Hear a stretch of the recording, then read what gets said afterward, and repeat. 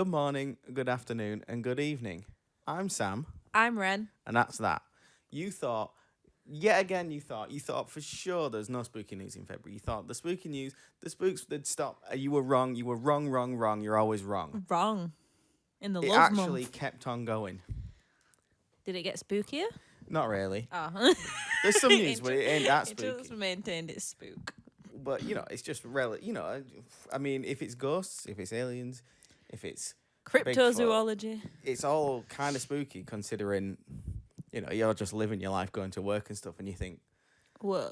none of this. And then there it is. And that's pretty spooky. That is pretty spooky. I'd say so. So a couple of things we can start off with here before we get into the news. Number one is that a few episodes back we did a news story on the fact that Mr. Beast was going to go ghost hunting in the pyramids of Egypt. And we were like, okay, well, let's watch that and we'll talk about it when it's happened. And it happened and we watched it and now we're going to talk about it. He was meant to be ghost hunting. Well, that's what the news article said. Oh. So what did you think of the video? That wasn't ghost hunting. What was that video? I'm not quite sure what was going on in that video. I did not like that video. I've never watched Mr. Beast before, but I was quite excited because ghost hunting, we watch different ghost hunting channels and they're always Shout out fun. Nick and Ryan. No matter what, they're always fun. Yeah. Like, even if it's faked or whatever, it's good fun to watch. Yeah, it's still entertaining. It's entertaining.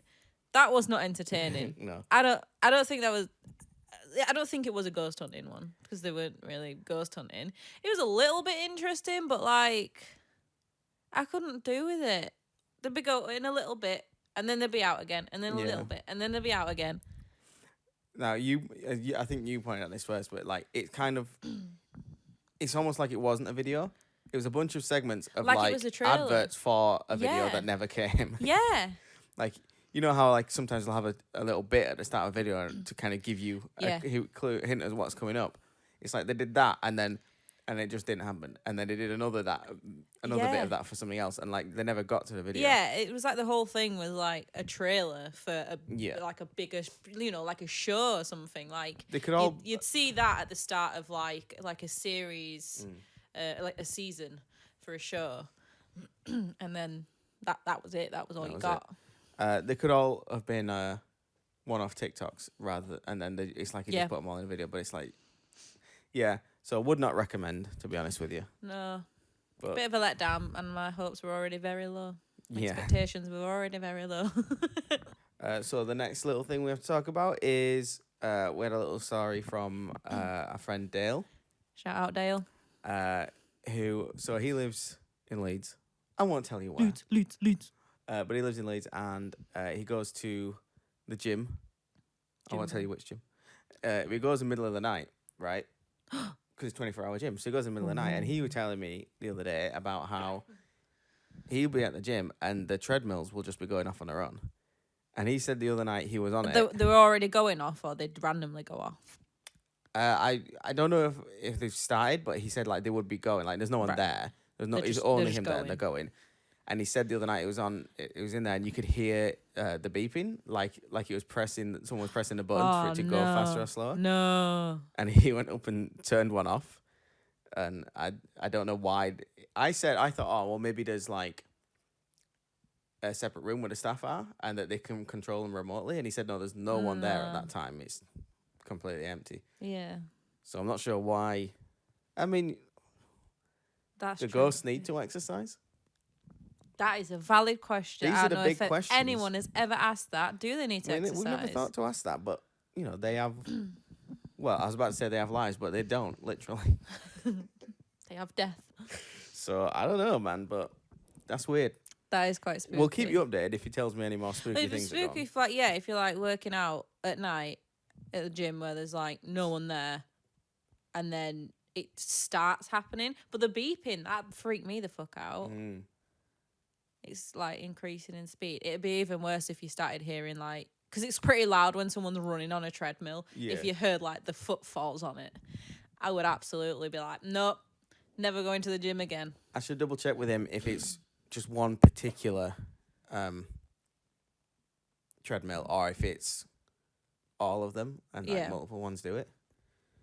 Because if it's just one particular one, maybe that one's dodgy. But if there's a lot of them, then Yeah. who knows? Anyway, and then we have one other thing before the news, and that is about our gate. Oh my god, yeah. So we have a gate in our garden. Garden gate. It's just hanging out. It does its job pretty well. Garden gate made by Jake. Made by Jake. Shout out, Jake. Anyway, so the other day we looked outside and we noticed the gate's open. I think you noticed it first. Yeah, I noticed it. Because I mean, I always look out the window in the day just to see what's happening. Is it raining? It's England, you know what it's like. But the gate was like completely wide open, like, you know, and it's like swings round completely. And I'm like, why is the gate open? And I'm like, it was windy, so it makes sense that it would have been because of wind, but it was left open, Right. which was a bit strange. So I think that week I was like, well, neither of us have opened the gate and unlocked it, and so it must have already been open. Yeah. And then, like, the wind's blown it. That was the only day I noticed. Anyway, I looked through the camera because I'm like, well, who was last? Who's to blame? Was really my main goal here. Because we got a security camera in the garden. And so I was like, well, who left the gate open? Who last used the gate? Yeah. And didn't lock it properly? And the wind's obviously blown it open that day. I know that for sure.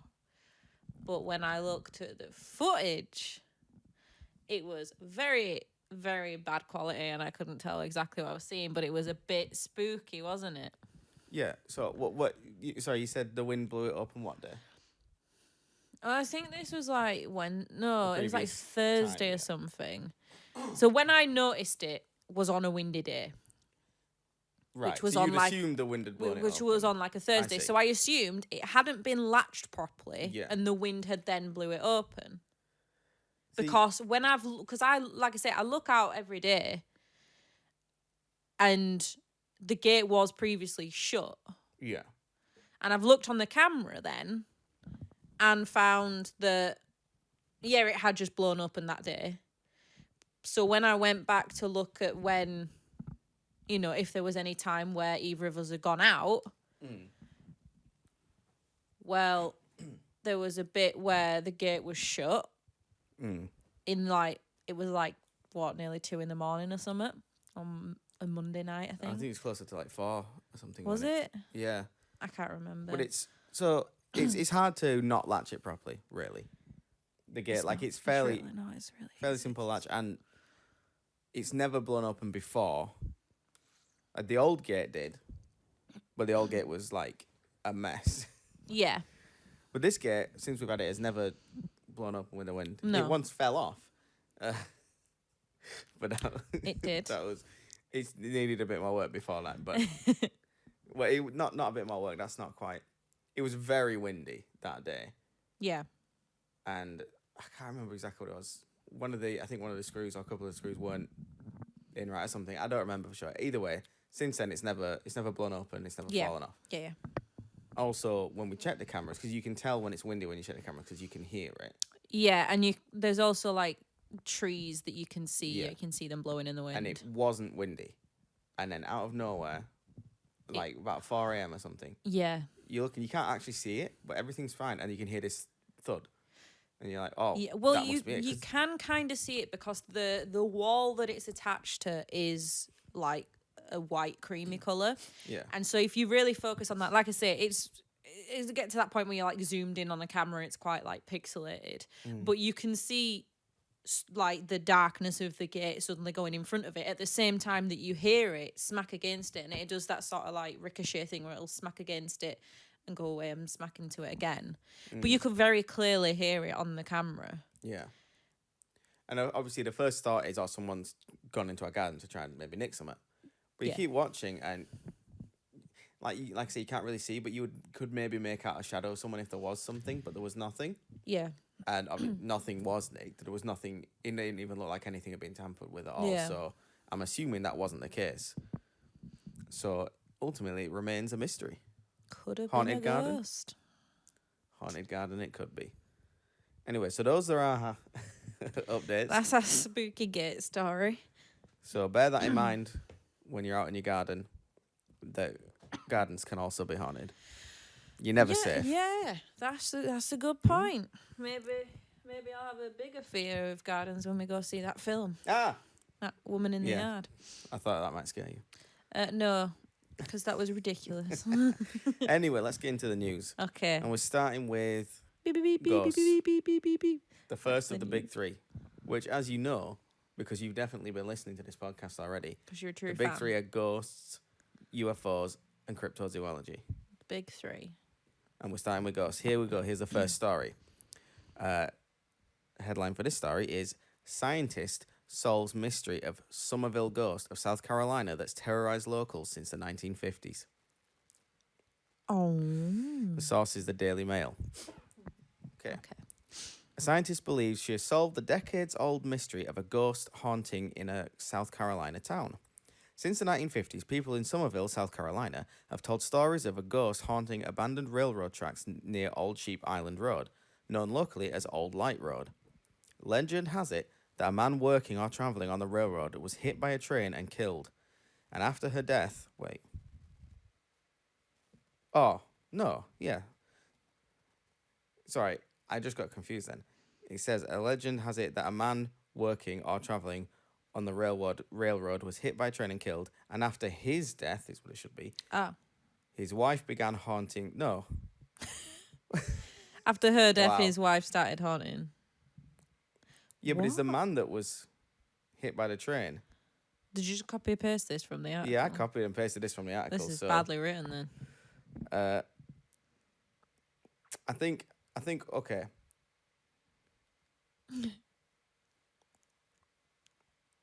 After his death.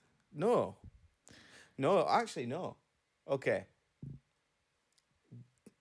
I think this actually makes perfect sense. Okay, read it again then. I think I just need to finish. You need to finish your sentence, yeah. But you know, one of those things where it triggers you. Like, hold on, that doesn't sound right. Yeah. Let me just read through it, and I think it'll make sense. Legend has it that a man working or travelling on the railroad was hit by a train and killed, and after her death, his wife began haunting the area, walking with a lantern. So, what confused me is that he was the one that hit and killed. I'm assuming he's the ghost, but he's not. But he's not. His wife. It's his wife that is haunting the place where he died. Like, he died, then presumably she mourned, and she was upset, and then she died, of and then broken she heart. started haunting. Right.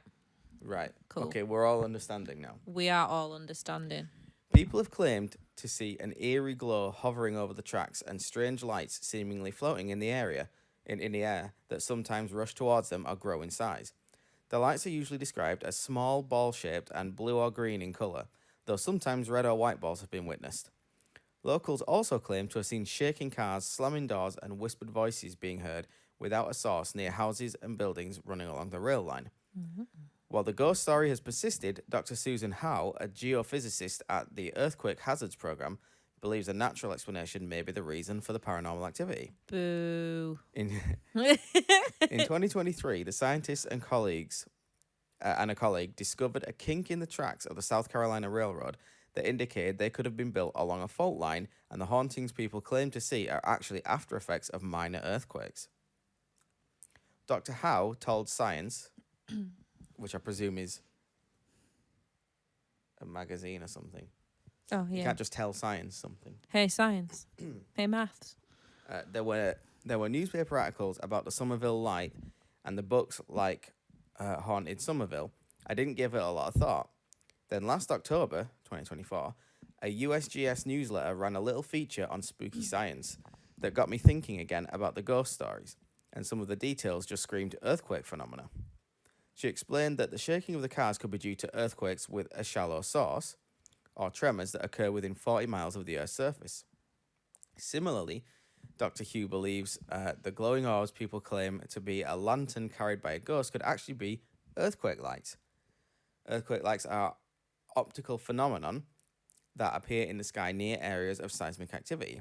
Natural phenomena such as sheet lightning, a bright flash in the sky during an earthquake, a bright flash in... I'm struggling with this article. A bright flash in the sky during an earthquake, balls of light, streamers, and steady glows can be seen in association with earthquakes. While scientists remain unclear on what causes earthquake lights, Dr. Hugh theorizes it is due to the gas release from the Earth. As for the noises heard by locals, those could be credited to high-frequency shaking noises resulting from tremors. Sound waves at frequencies of 20 to 200 hertz are within the audible range. What was the name again? Whatever it is, wrote in the study. A sound at 20 to 200 hertz is considered low frequency and falls within the audible range of hearing for humans. Studies further suggest that infrasonic noise that is at frequencies lower than 20 hertz may cause noticeable sensations. Felt foreshocks of the 1886 Charleston earthquake, for example, were sometimes reported as detonations, suggesting high-frequency energy from a shallow nearby source. My hope is that the ghost stories might provide a useful target for investigations, both to understand earthquake lights and to identify shallow active faults in eastern North America. So, that's the story. See, I'd have thought that was more like UFO suspected than ghost suspected with the lights. Yeah, there seems to be some crossover. Notably, I've been here. I can't remember if I've mentioned this on a podcast already, but like orbs, right? Mm-hmm. Was always a ghost thing, and it's always just dust.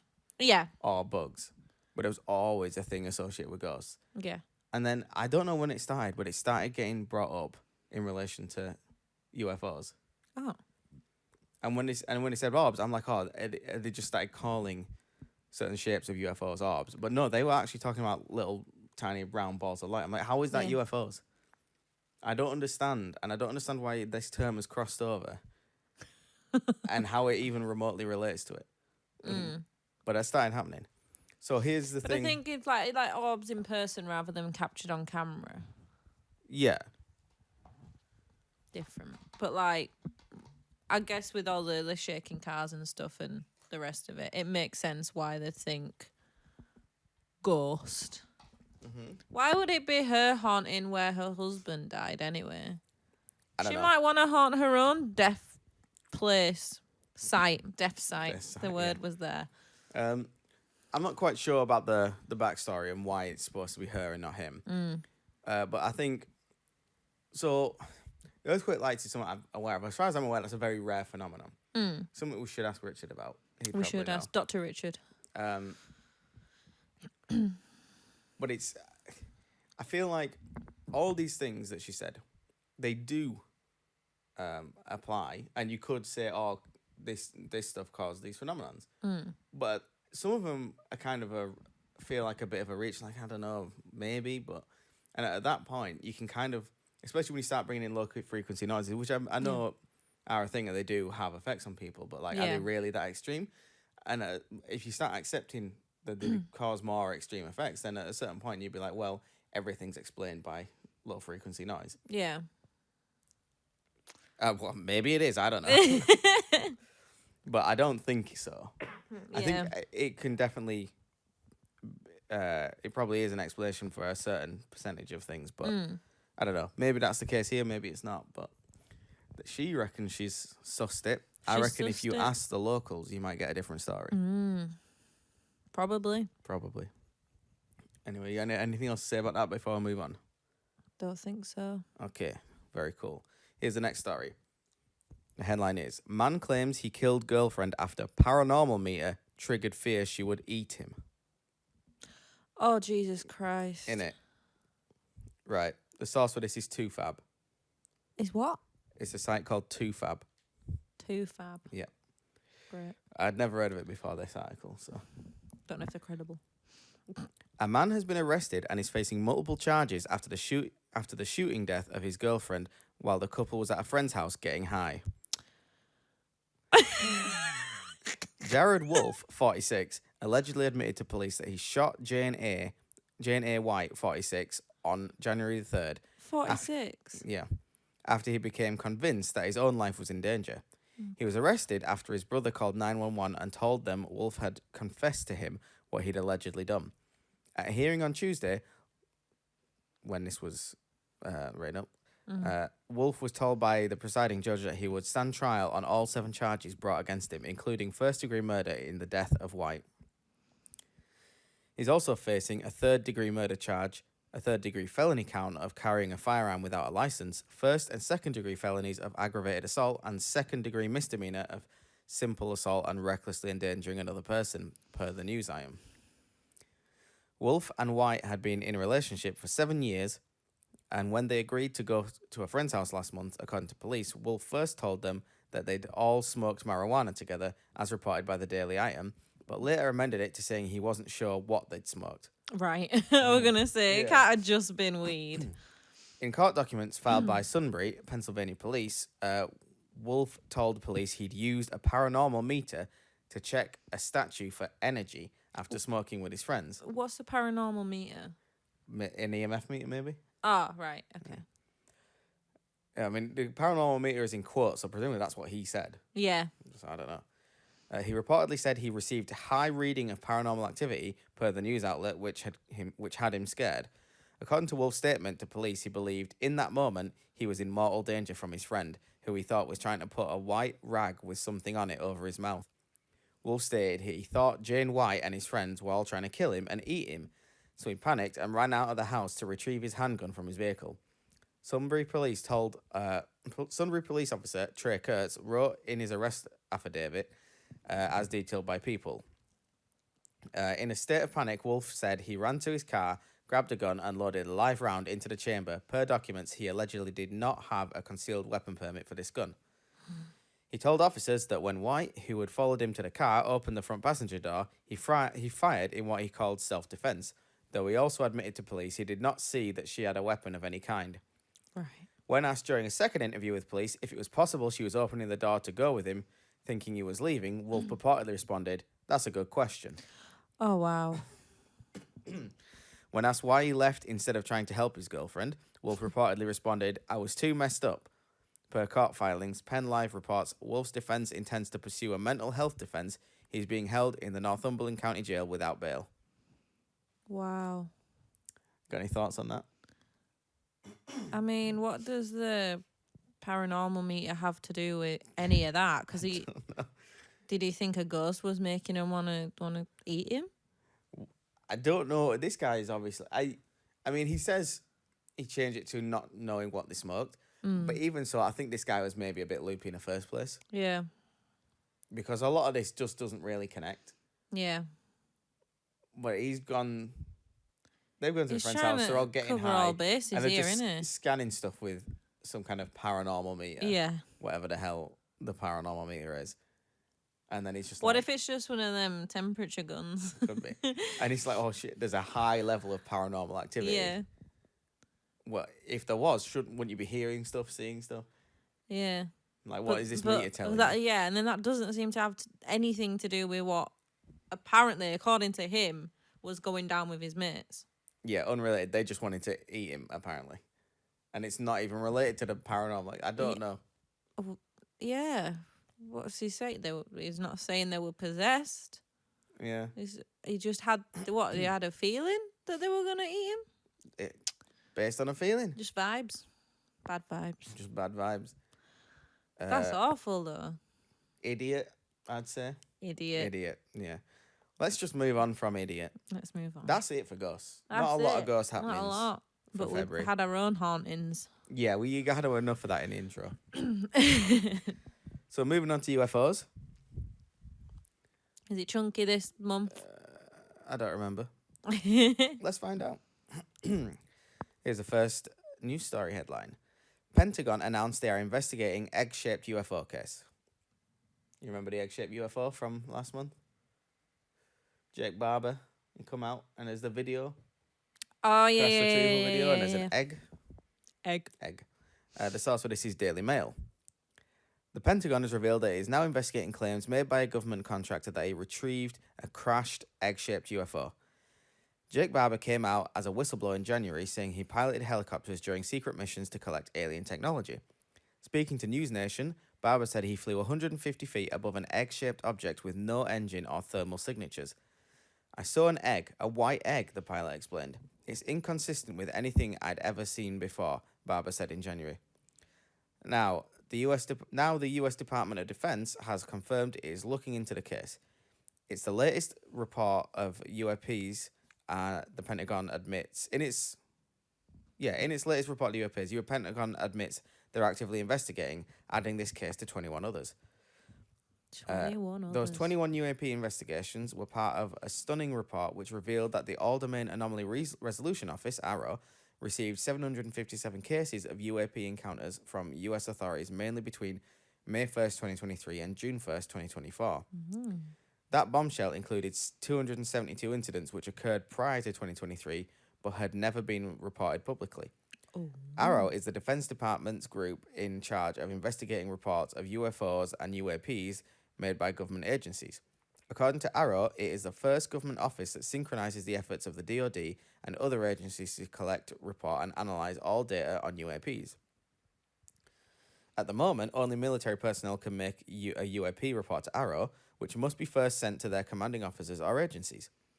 For civilian pilots who see a UFO, AARO says they should tell Air Traffic Control, and the Federal Aviation Administration, the FAA, will send those reports to the DoD. As for everyday people who see something strange in the sky, AARO does not have a way for them to report their experiences, adding that we will announce when a reporting mechanism is available for others to use. The public can still send information about their sightings to the National UFO Reporting Center, which is a non-governmental group documenting UFO encounters since 1974. As for the 757 UAP reports revealed to the public in November, AARO said it expected to or has already dismissed nearly 300 as balloons, birds, or drones. Over 400 allegedly didn't have enough data to keep the investigation open, leaving just 21 for AARO to continue probing, along with Jake Barber's egg-shaped craft. Probing. Thoughts? Bit nothing, that, innit? Yeah, I mean, it's not really... There's no big update, but it's not just him saying it. Now they're claiming to be officially investigating it. Which is, as it often is the case, it can go either way. On the one hand, it's good that they're looking at it. On the other hand, were they trying to cover it up? And then they're like, oh, we'll look into it. Never going to hear of this again. Yeah. Gone. So, I mean, all we can do, as always, is just hope that that's not the case and that they look into it properly. And with a bit of luck, maybe they find something. Maybe they don't. Fair enough. If there's nothing there, there's nothing there. But we hope there is. And we hope they don't mess it about. Hopefully. But, I mean, I think we talked about that video last month, and I'm not entirely convinced by it. No. Egg. Yeah. Anything else? May I offer you an egg in this trying time? I'll take that as a no. Let's move on to the next story. Scientists studying alien mummies from Peru make startling find while probing their mouths. Alien mummy? Is that them little fellas? Yeah, little fellas. Them little fellas that came up when aliens got announced. They announced them in Mexico, aliens, when they announced aliens. Yeah, you've seen them. So them things are still kicking about. Very good. The source for this is Daily Mail. Scientists on a mission to prove Peruvian mummies are aliens have made a new discovery they believe confirms the bodies are authentic. I mean, I think not that this is necessarily their actual aim, it's just what the news report says, but I think if you start off trying to prove they are aliens, I think you've started off on the wrong foot. What you're trying to do is prove that they're... Not prove anything, you're just trying to figure out what they are, right? You don't want to come in with a preconceived notion of what you're trying to... Because then you'll gear everything towards it being that. Yeah, that's true. But that doesn't mean they necessarily are, it's just what the article's saying, but just for argument's sake. Dozens of these specimens were discovered in the Nazca Desert by journalist and ufologist Jaime Maussan, or Jaime Maussan, I think it's pronounced, which has led to years of investigations to uncover the truth. Now the team says they have found evidence of cavity filings and clear evidence of dental work suggesting the mummies are biological beings. Dr. Jose Zalce, former director of Mexican Navy Medical Department, and his team were investigating one of the mummies they named Antonio when they placed a small camera in the mummy's mouth, capturing footage of what appeared to be amalgam fillings. This type of filling is made from a mixture of metals, including mercury, silver, copper, and tin. That's compared to the more common tooth-coloured composite filings today, which used resin, glass, and ceramic particles. Dr. Zalce told DailyMail.com that they found between 28 and 32 teeth. Some were broken, and a 3D reconstruction found dental spacing and structures similar to those of primates. They also probed Antonio's eyes, finding desiccated tissue corresponding to the intrinsic eye muscles and what appears to be the residue of the completely desiccated optic nerve, said Dr. Zalce. This is yet another piece of clear, irrefutable evidence that these bodies are 100% genuine, real, and organic, having once been alive, Dr. Zalce said. Dr. Zalce told DailyMail.com that he has analysed 21 of the strange bodies, finding fingerprints, bone wear, dental formations, muscular features, and internal organs, proving they're 100% real biological organisms. The mystery over the mummies began in 2017 when Musan and a team of self-proclaimed paranormal researchers said they found strange three-fingered mummified humanoids with an elongated skull. The body was found covered in white powder, which the team said was used to preserve the remains, and 5 years later, the tiny beings were paraded through Mexico's Congress, where Musan argued his case and did so on 2 occasions. During the second meeting, he brought in a string of doctors who all said the bodies were those of real, once-living organisms. Some experts claim to have studied 5 similar specimens over 4 years. However, scientists outside this group have also studied the 2 mummies and found different results. Forensic archaeologist Flavio Estrada, who led the analysis, said the claims that the 2 objects came from another world are totally false. The conclusion is simple. They are dolls assembled with bones of animals from this planet with modern synthetic glues. Therefore, they were not assembled during pre-Hispanic times, he said in January 2024. They are not extraterrestrials, they are not aliens. However, a former Colorado prosecutor and current defense attorney who has examined one of the mummies is also a true believer. Joshua McDowell told DailyMail.com, the bodies studied by Estrada were not related to any specimen that we have studied.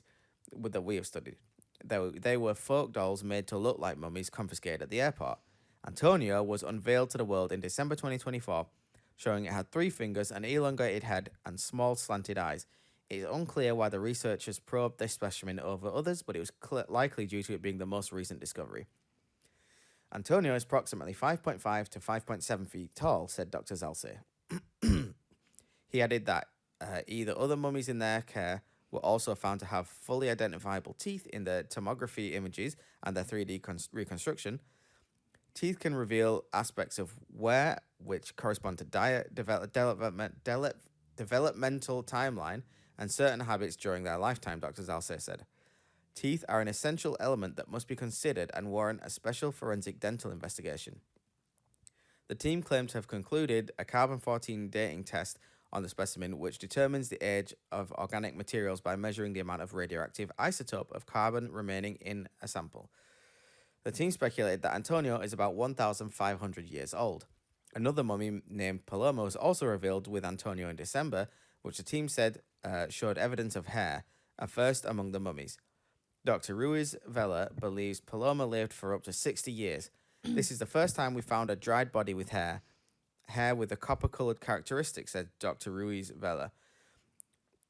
Joyce Mantilla, a journalist who has become dedicated to proving the mummies are real, said that more will be revealed in 2025 about the creatures, specifically the secret place for where the bodies have been recovered. The location has been kept from the public to keep looters at bay, researchers have said. Sorry. That was a lot to get through. A bunch of waffle.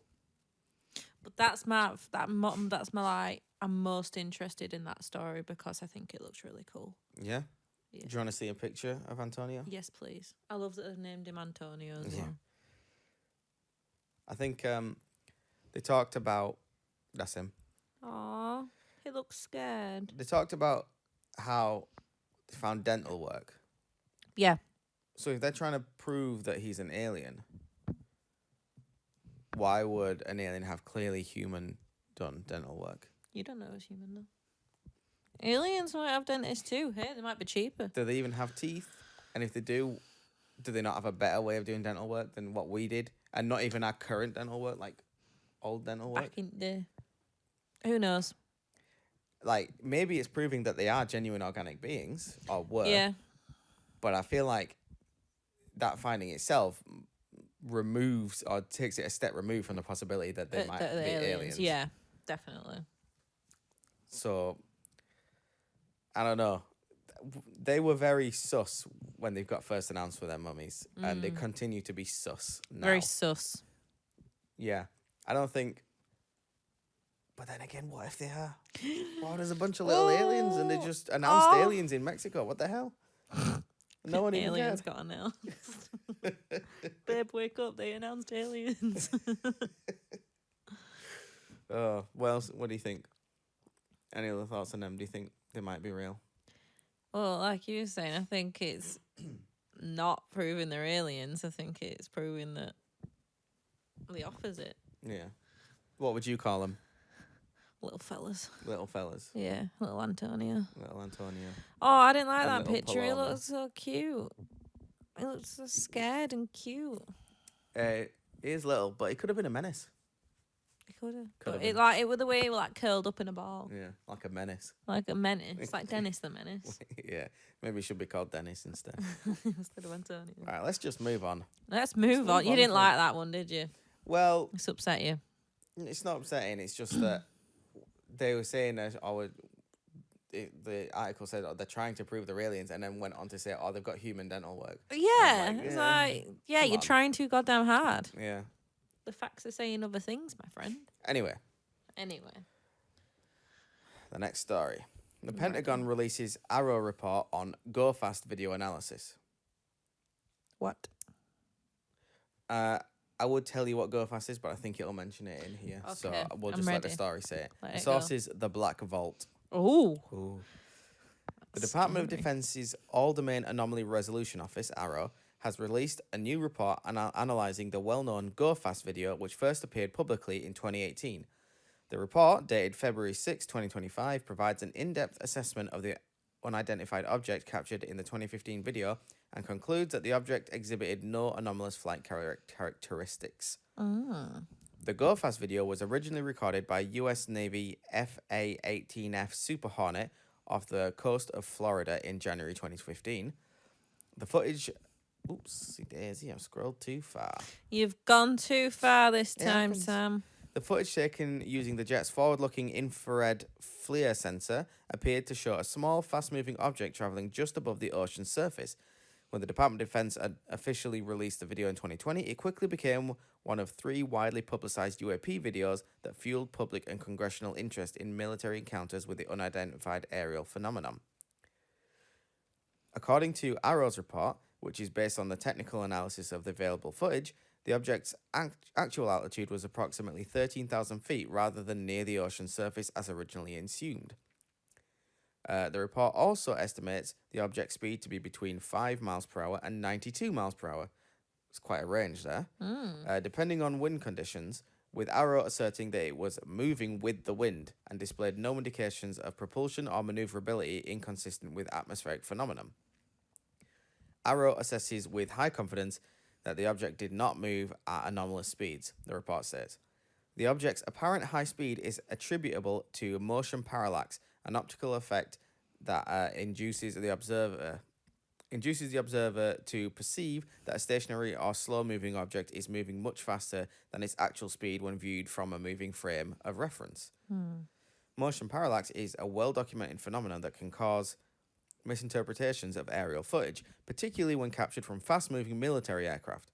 The AARO analysis incorporated historical wind data from the time and location of the encounter, showing that at 13,000 feet, winds were blowing at approximately 69 miles per hour from the west. Their assessment found that the object's speed, when adjusted for wind influence, was within a range consistent with that of a small airborne object such as a balloon or drone. AARO also addressed data limitations in the report, noting that the analysis relied on a compressed version of the video due to the loss of original file and metadata.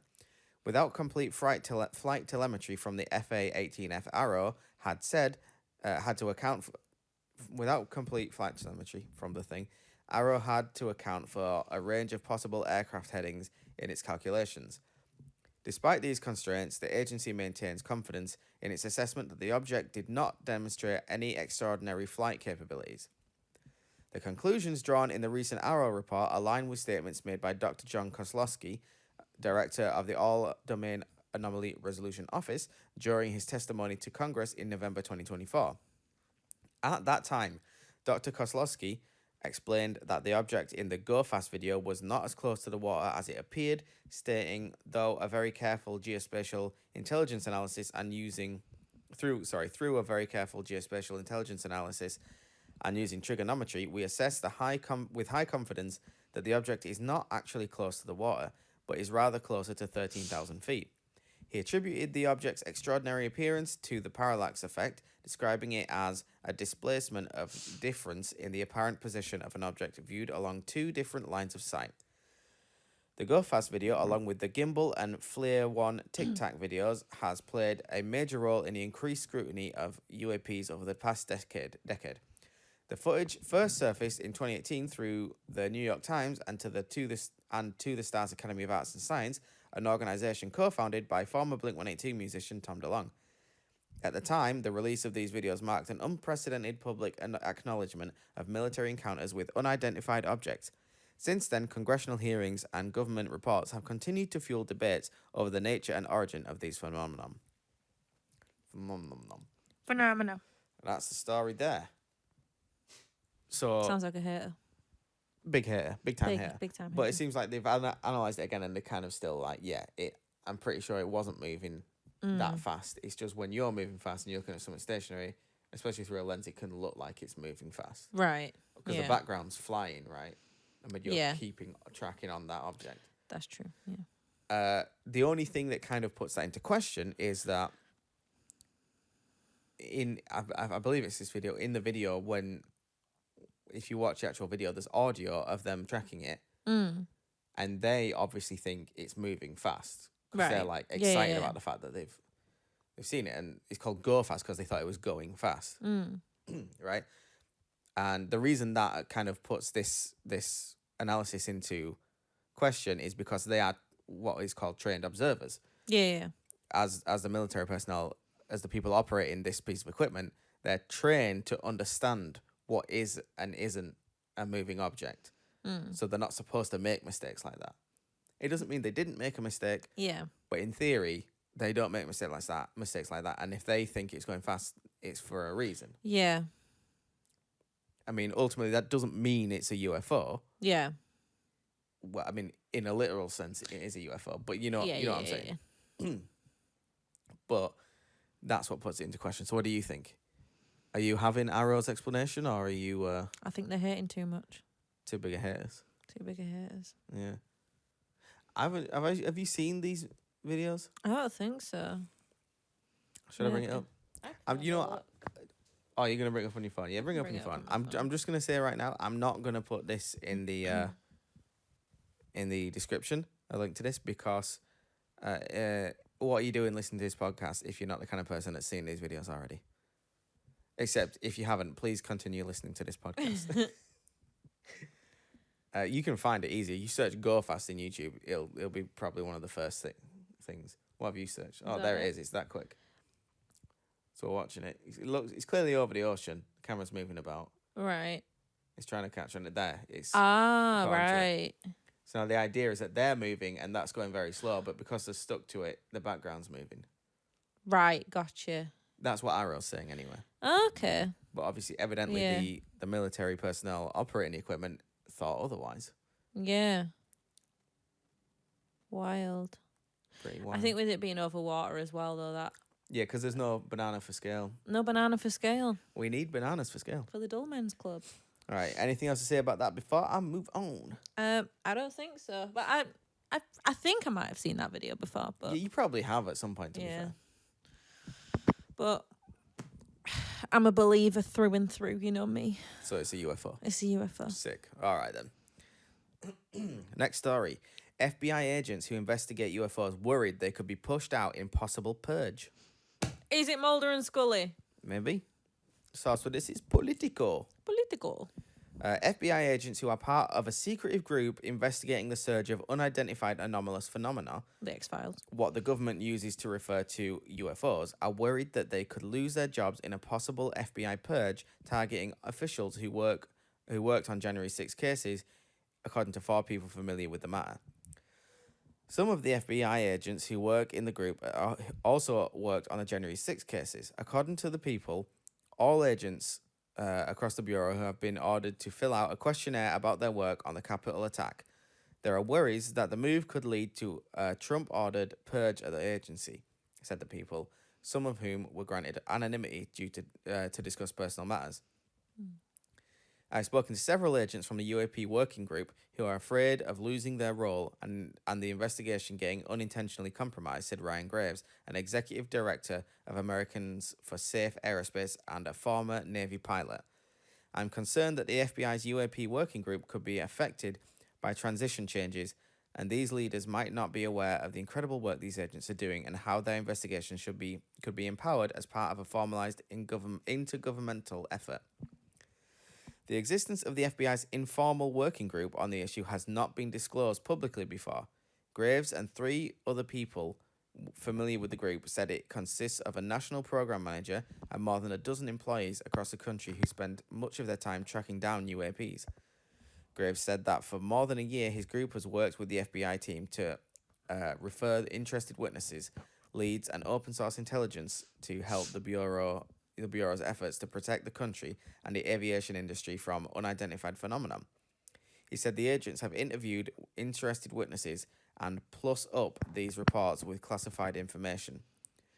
This FBI working group is uniquely positioned to investigate UAP due to their joint law enforcement and intelligence authorities, he added, saying he was deeply worried that agents key to the investigation of UAP could be removed, which would undermine the Trump administration's commitment to take the U out of UAP.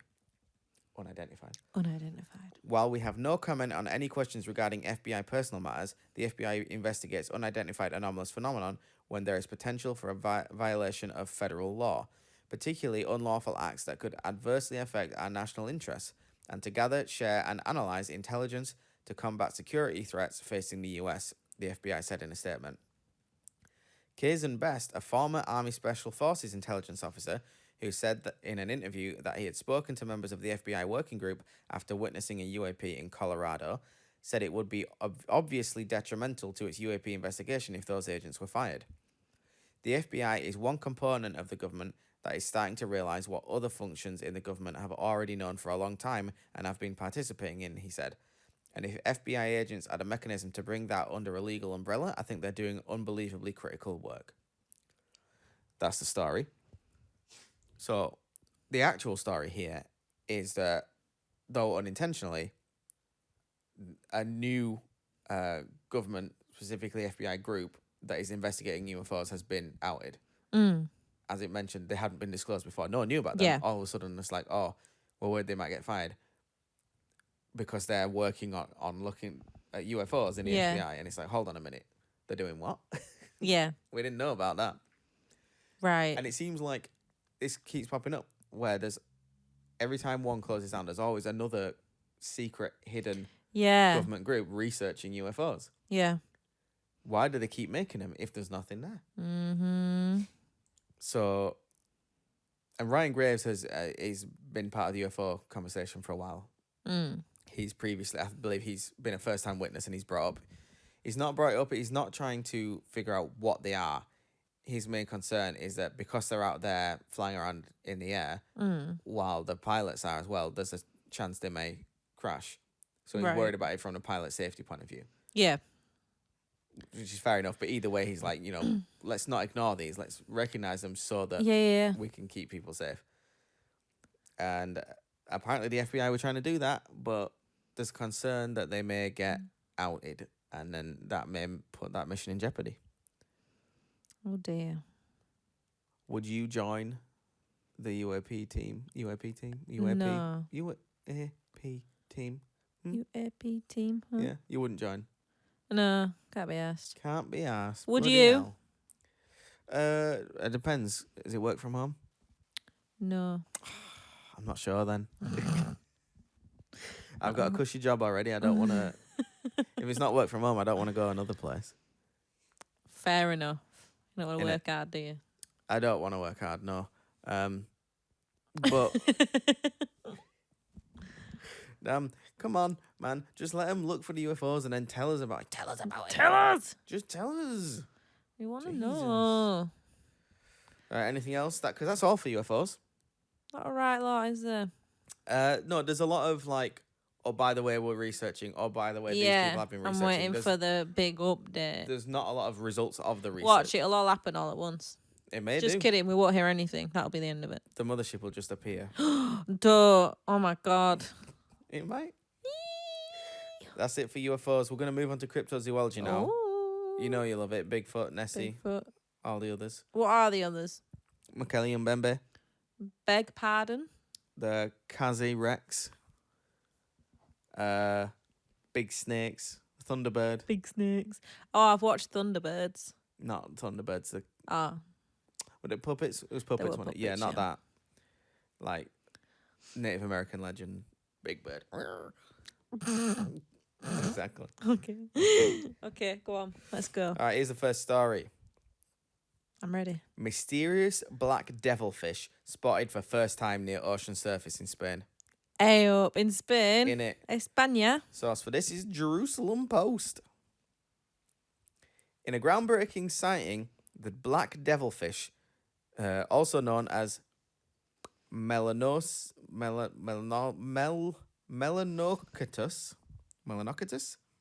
johnsoni. Yeah, not right to you. Alice said Melanothetus. Melanothetus johnsoni was spotted near the ocean surface off the coast of Tenerife, Spain. What's it called? Have you got a picture The black devilfish. at the end of it? Can't remember. Just search black devilfish. Sorry, carry on.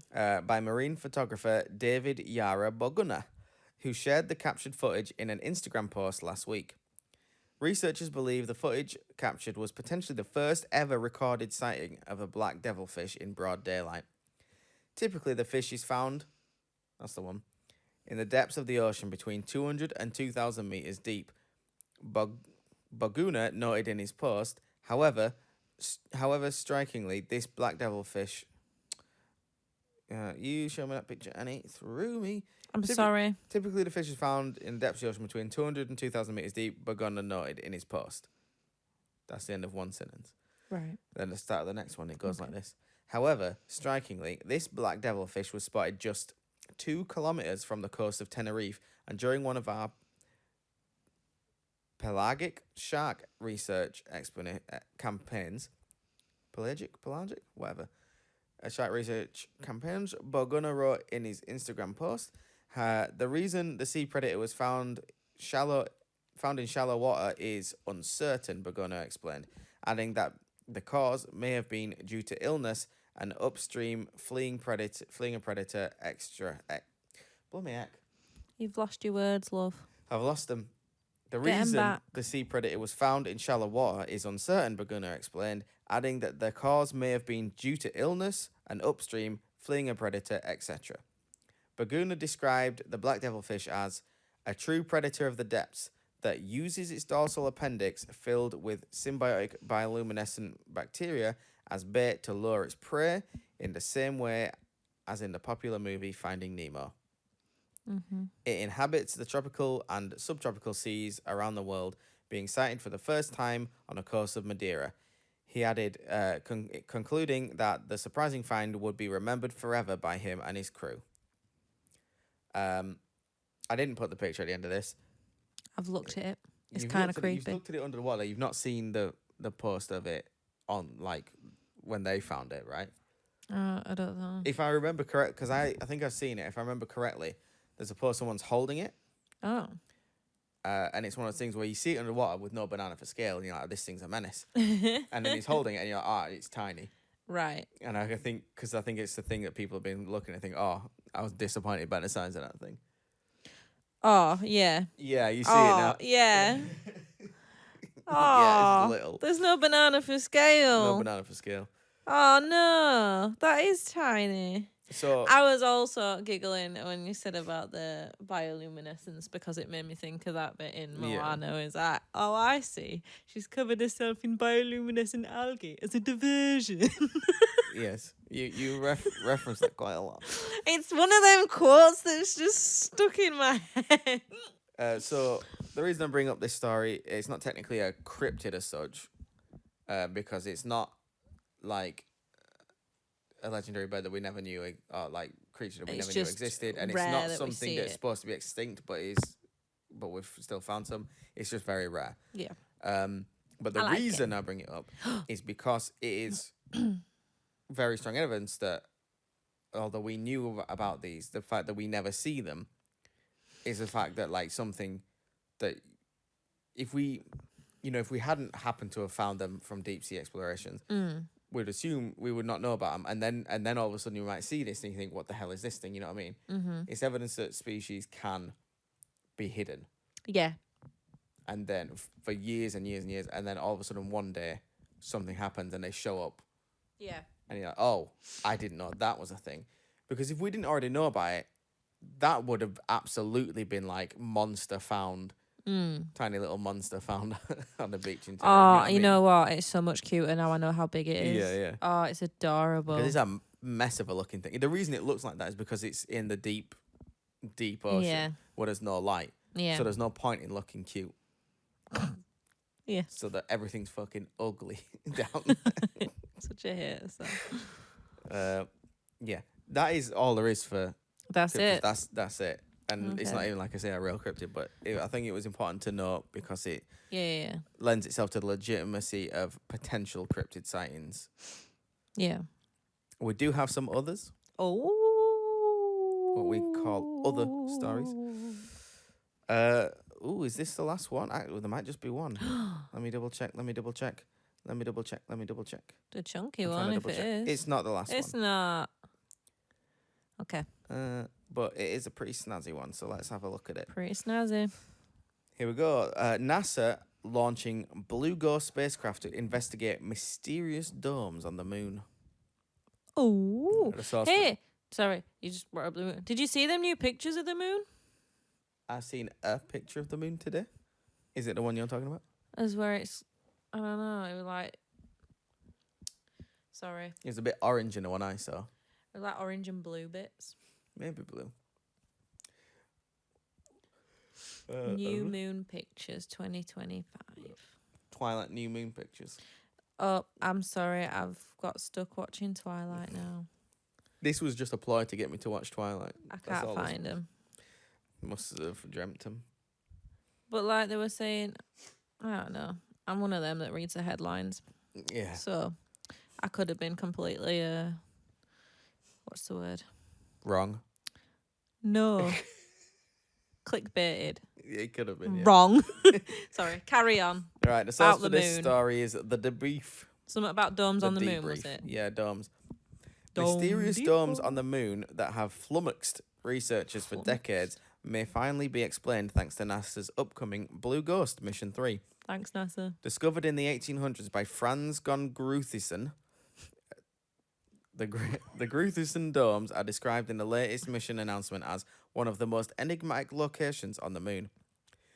We've got a lunar mystery on our hands, NASA previously said. Hey, up. That's what they said.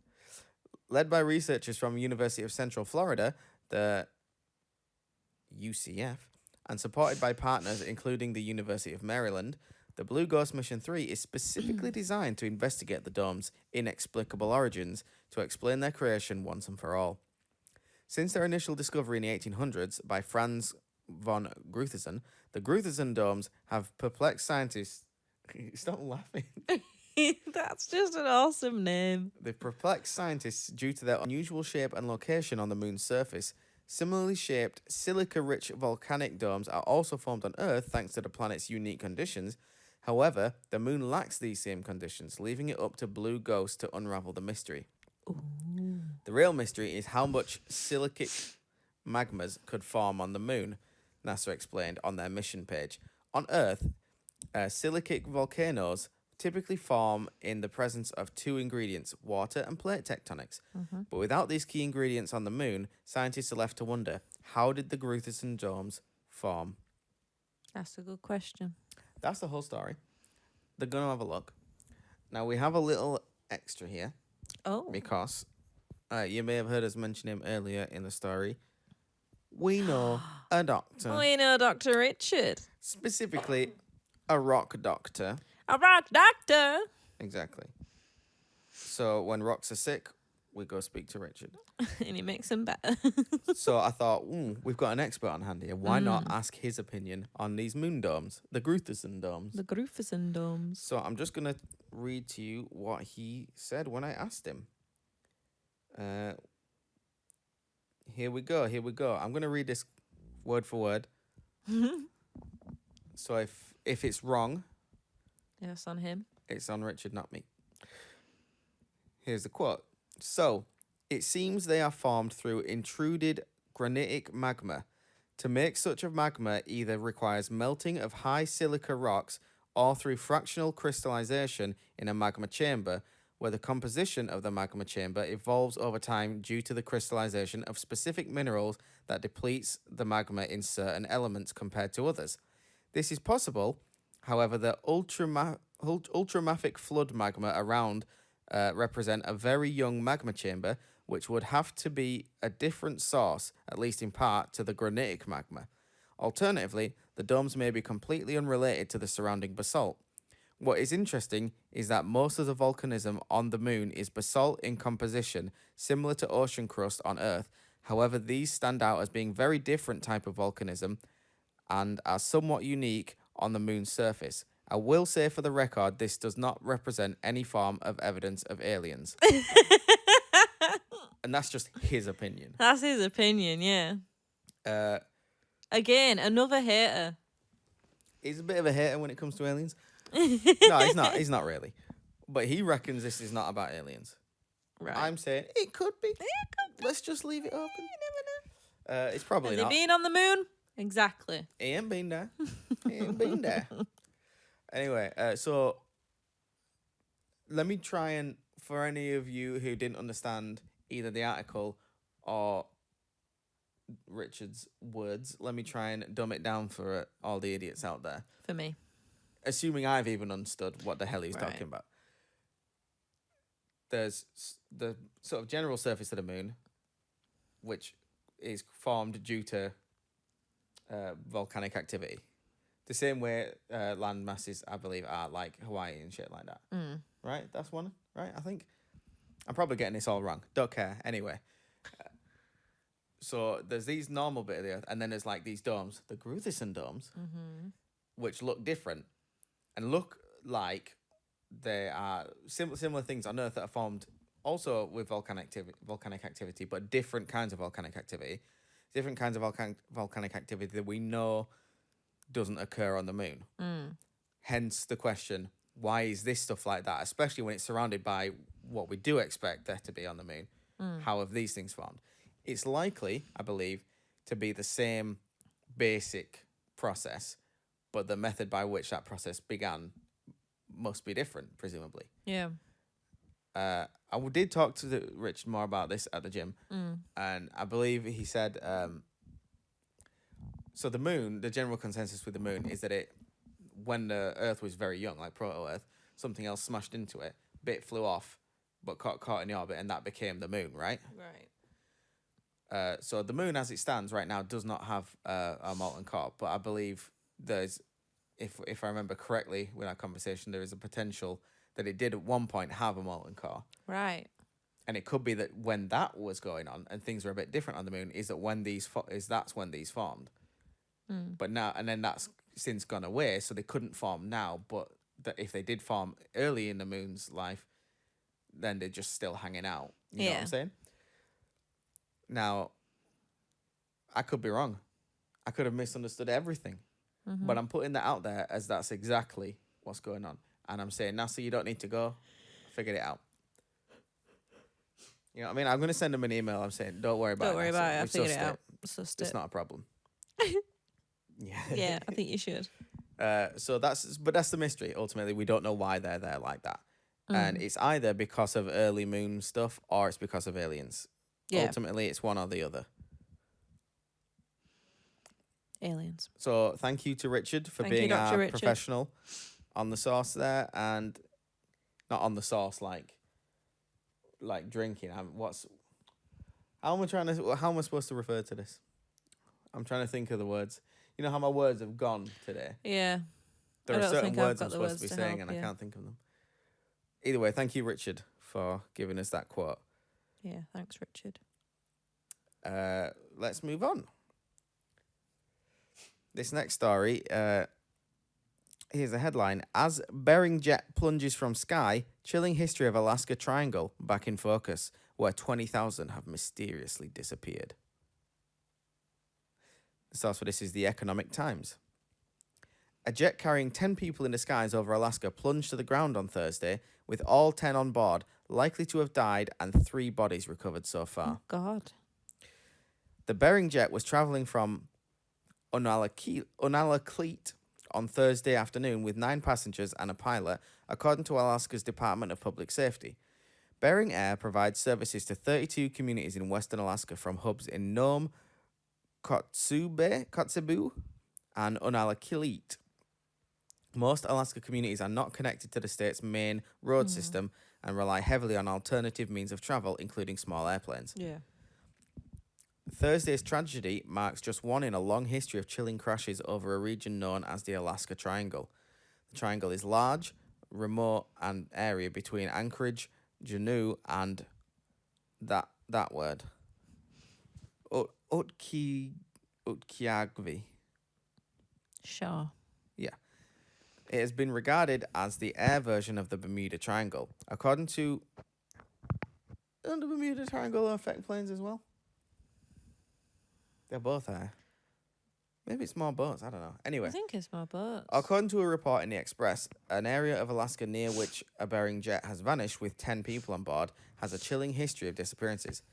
Alaska Triangle encompasses Anchorage, Juneau, and that other word. And since the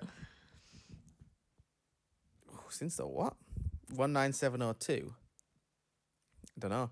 The Alaska Triangle has been linked to over 20,000 disappearances, making it a significant point of concern. In 1972, House Majority Leader Hale Boggs and Congressman Nick Begich disappeared while flying from Anchorage to Juneau. What? I know. Just like your pronunciation of names. And the plane seemingly vanished into the air. The 1972 incident is eerily similar to the ongoing search for a missing Bering flight that vanished while travelling to Nome from Unalakleet this week. Another notable case involved 25-year-old Gary Frank Sutherden from New York, who went missing during a 1970s hunting trip to in the Alaskan wilderness. In 1997, a human skull was discovered along the Porcupine River, and DNA analysis in the 2022 identified it as Sutherden's. More recently, Joseph Balderas, who also vanished without a trace in 2016, with Florence Okpialuk, 33, also going missing in August 2020. Like others, they too disappeared without a trace, stumping local law enforcement, and whoa. I don't know what happened to that sentence there. It just ends. Oh. Doesn't matter. I'll move on. On an average, about 2,250 people go missing in the Alaska Triangle each year. Wow. Twice the national average. Theories about these disappearances include unusual magnetic activity and extraterrestrial involvement. Similar to the Bermuda Triangle, the Alaska Triangle remains a subject of fascination and speculation. Despite various theories, the region's vast wilderness and treacherous environment likely contribute to its high disappearance rate. Now, I understand it's remote. That's a hell of a lot of people every year to go missing. Yeah. That's a lot of people. That's real sus. Now, I believe I read a while back with the Bermuda Triangle, the whole thing is that it's supposed that people go missing, right? But that statistically, the amount of people that go missing in the Bermuda Triangle is no more than anywhere else. Right. So it's not actually that unusual. It's just got a bit of a reputation. The Alaska Triangle, is twice as much as the national average. So it's not like statistical. It is a statistical anomaly. There, it is. It's very remote, so that would contribute to a slightly Yeah, raised yeah. amount, sure. But that much? Mm. I don't know. What do you think? It's creepy, isn't it? Think it's like a lost thing, or Immediately I thought of that, and I'm like, or is it aliens, or what? Like, what's going on? bizarre, isn't it? Because you would also think you'd find wreckage, right? But then, would you? Yeah. I don't know. Lost was never officially in the Bermuda Triangle, right? It wasn't officially that. No. It was probably influenced by that story, but it Yeah. never mentioned the Bermuda Triangle, did they? No. No. Lost was so good. It would show that. So yeah, I'd look out if you go into Alaska because it's kind of dodgy. Apparently, I wouldn't go in that triangle. In fact, I Yeah. probably just won't go to Alaska. No. Not worth it. Don't bother. Dodgy. Anything else to say before I move on? No, we got another story. But mate, there's another one. Bloody hell. Can't believe it. We're getting near the end now. Anyway, is this the last one? No. Oh, cheeky. Well, I'll tell you what. I'll read. Oh my Sam, gosh, you've where gone am I going? crazy. You've gone too far. I'm just gonna have to go back to the button because that's Go obviously back not to working. the button. Let me just read you the headline and tell me if you want to hear it. Okay. Because if you don't, we'll just skip it. Okay. The headline is Mystery Seed Packages from China Found in Texas. I don't. The headline grabs me enough, Sam. Mystery. Mystery. You Go wanna on hear it? then. Go on. Okay. The source is Fox 7, Right. which I believe is Fox News, the Texas-specific version of Fox Okay. News. Mysterious packages of seeds and liquids from China continue to pop up in Texas mailboxes, says the Texas Agricultural Commissioner. Oh. Texas AG Commissioner Sid Miller sent Fox 7 Austin images of seed packages that his agency has recovered so far. Miller said initial testing has determined some of the seeds are water lilies, an aggressive invasive plant which can quickly cover a small lake or pond. Some of these unsolicited packages being sent to homes in Texas include a mystery liquid. Well, it's starting to catch fire a little bit, as the saying goes. We're almost 20 packages that we picked up. These are being shipped straight from China to the consumer, said Miller. This seed delivery mystery is similar to what happened back in 2020, but a little different. In 2020, the mystery seed packages were sent to distribution companies in the US and then to home addresses. The new cases, 17 in Texas as of Wednesday, are now more direct because of online buying habits by consumers. We think they have ordered from Temu. It's how they got their address. They all seem to have a link that they've ordered something from China, but they didn't order these seeds. They're coming in a completely different shipment, said Miller. Mystery seed packets from China showed up in 2020, with Miller warning about them being mailed to multiple states and falsely labeled as jewelry or toys. The packages popped up in more than 30 states, including Texas. Mystery seeds also showed up in Virginia about the same time, with officials saying the packages were sent by mail, possibly with Chinese writing on them. A Georgia resident spoke to Fox 5 Atlanta, saying she got a packet as well. Agriculture experts voiced concern about the seeds, in particular about them being for invasive plant species. Federal officials in the seed investigation 5 years ago said there was no intentional harm and no evidence that the senders were trying to damage or disrupt American agriculture. It's believed those deliveries were part of a scam to increase internet sales. Miller did not rule out a more serious motive for the seeds, though. Some of these packages have an unidentified liquid in them, which is very bothersome. Now, my theory, and I hope I'm wrong, is that they may just be testing our biosecurity, seeing what they can get by with and what they can get in, said Miller. The USPS briefly paused accepting inbound packages from China and Hong Kong, but has resumed service effective 5th of February. USPS said earlier this month that it and Customs and Border Protection were working to implement an efficient collection mechanism for the new China tariffs. Wow. So it's very weird that it's happened. It's like not like a one-off. It's happened multiple times. Yeah. And it happened. It's not even the first time it's happened. Yeah. Why are people from China? Because they must have to pay to ship these seeds over, and this mystery liquid as well. You know what I mean? Like, it's not free. It's not necessarily expensive, but it's not free. Why are they sending them to Texas? Yeah. What do you theorize could be the reason? I don't know. Dodgy, that, innit? Well, I saw a post on Reddit the other day where someone ordered something from Temu, and I don't know if they got what they originally ordered or if they got this instead, but there was a teeny tiny Ouija board that had a little drawer in the bottom. When you push it, it has the planchette as well. Nice. Pretty snazzy. Pretty snazzy. Why are they not getting them in mailboxes, huh? So, what are you trying to say that ghosts are sending the seeds? Maybe they just want us to communicate. The ghosts of farmers. They're going to spell out They want you to messages plant to the us with the seeds. water lilies. Maybe if you plant the seeds and then you eat the fruit of the seeds, you can speak to the ghosts. I don't think that's what's going on. Bit of a risk to take, isn't it? Yeah. Yeah, I wouldn't be doing that. I mean, some of them are water lilies. I'm pretty sure if you eat a water lily, you can't speak to ghosts. Right. Fairly certain of that. Fair enough. Okay. That's just really weird, that. It is weird, yeah. I'm not sure what's going on there. Keep an eye out if you're... I mean, what are the chances someone in Texas listens to this? You never know. Slim, but not impossible. And if you're in Texas, do not open the seeds and do not drink the liquid. Don't drink the liquid. Right, I believe this to be the last story. I hope I'm right, because it is time. For tea. Time for tea. So let's get this read. Oh, speaking of time for tea. What? Have you seen all the, I don't know if it's hit Reels and YouTube Shorts yet, because I'm on TikTok. With the... By the way, we are also on TikTok. We are also on TikTok. I post TikToks. Did you know that? Did you know? Follow us on TikTok. Go on. Spookiest channel.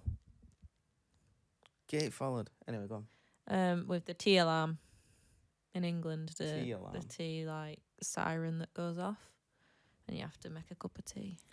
I don't drink tea or coffee.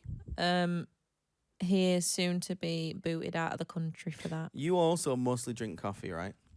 Yeah, I have a decaf coffee in the morning and then I just drink water for the rest of the day. And But I am partial to a cup of tea. as far as I remember, I don't think my parents ever really drank tea. They were more coffee drinkers as well. Well, when I was a kid, my mum was a big tea drinker. My dad was a big coffee drinker. I'm such a daddy's girl. I was like, I'm going to drink coffee. And this was like when when you first start having like coffee and tea, you wouldn't know. I wouldn't know. But Never bothered. I was such a tea girl. I absolutely loved tea. But I was such a daddy's girl that I was like, no, I really want coffee. And I absolutely hated the taste of the stuff. But I pretended because... You learnt to love it. then I was like, I love it so much more than tea. I don't know. But anyway, that just reminded me. Carry on. Fair enough. All right. Let's move on. Last story. Headline is Fast Radio Bursts Traced to the Outskirts of an Ancient Graveyard Galaxy and the Cause Remains a Mystery. The source for this is Life Science. I'm in. You're into this one. Good one to end it on. Right. Our universe has plenty of stellar graveyards, dead galaxies littered with the burnt corpses of once brilliant stars. But one of these ancient galaxies appears to be crawling back out of the grave. New research has found a dead galaxy beaming mysterious flashes of light, a behavior that should be buried well into its past. The two new studies describe the shocking discovery were published January 21st in the Astrophysical Journal Letters. According to the researchers, the perplexing flash is a type of cosmic eruption known as fast radio bursts, FRB. Oh. Fleeting flares of radio light that can outshine an entire galaxy for a couple of milliseconds before disappearing entirely. Some are one-off bursts, while others repeat at regular intervals. FRBs are thought to accompany supernova explosions, which announce the death of high-mass stars. So they're more likely to occur where stars form in young, lively galaxies with enough gas and dust to fuel stellar births.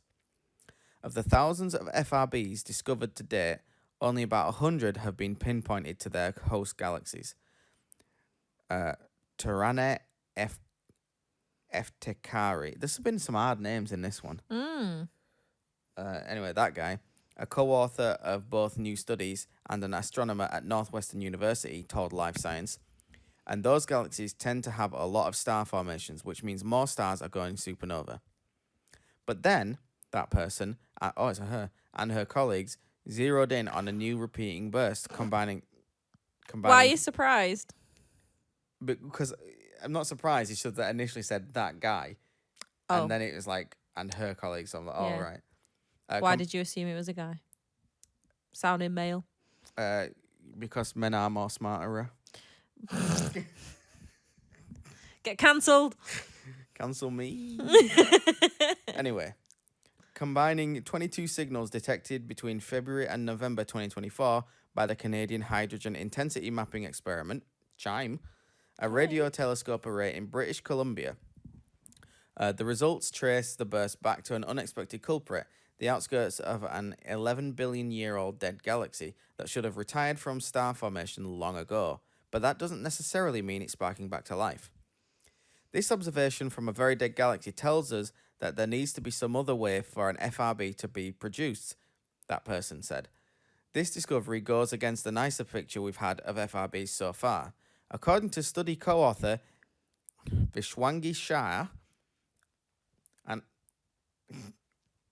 don't look not at funny. me. It's not a funny name. Every time you pronounce a new name, I'm laughing. You need to just not look at me. Vishwangi Shah, an astronomer at McGill University, FRBs also tend to occur near the center of galaxies, making this burst from the galaxy's edge even more peculiar. All of these surprises combined make this FRB an outlier among the larger population, Shah told Life Science. The team has some ideas of what might be behind the burst. One possibility is that two old stars may have collided. The other is that a white dwarf, the shriveled remains of a dead star, may have collapsed on itself. Either way, the new discovery leaves much to be investigated about the nature of FRBs. Within the coming months, more of CHIME's telescope array will come online, with the goal of adding hundreds of additional bursts to the FRB inventory, that person said. We'll be able to zoom in on the environments of tons more of these events and trace them back to different types of galaxies, she added. That's the story. So they're saying, basically, if I'm getting this right, FRBs, sudden couple of milliseconds of really bright light that outshines everything. Mm-hmm. Usually from stars going supernova. Makes sense. Mm-hmm. That's where we know them from. Yep. We also know that it can happen at the centers of galaxies. Right. This one happens at the edge of a galaxy and is a dead galaxy with no stars going supernova, hence the confusion of what it is. They're saying, it could be a dwarf star going cool. It could be some other... What I'm saying is aliens. Aliens. Of course. So the WOW signal, which you may have heard of. You know SETI? No. The search for extraterrestrial intelligence. Intelligence. Yeah. Yep. Bunch of dishes pointing at the sky. Oh, yeah. There was a signal at one point that behaved in a way like it wasn't just like one thing. It was a regular reoccurring at regular intervals or something like that for a little bit, and then it stopped. And that was like indicative of intelligence as opposed to some natural phenomenon. Yeah. And I believe that was an FRB, fast radio burst. Mm-hmm.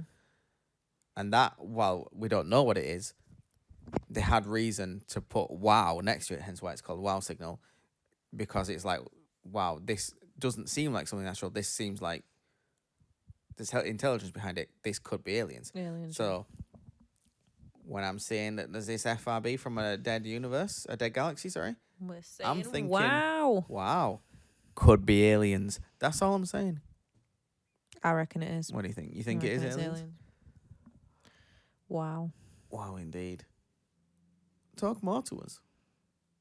Talk to us about aliens. Tell us the things. What do you think about this universe? This galaxy? I keep calling it a universe. It's not. It's within the universe. Do you think it could harbour life? Maybe it's not as dead as it looks. Maybe. Cloaking device. But how would it harbour life without any viable stars?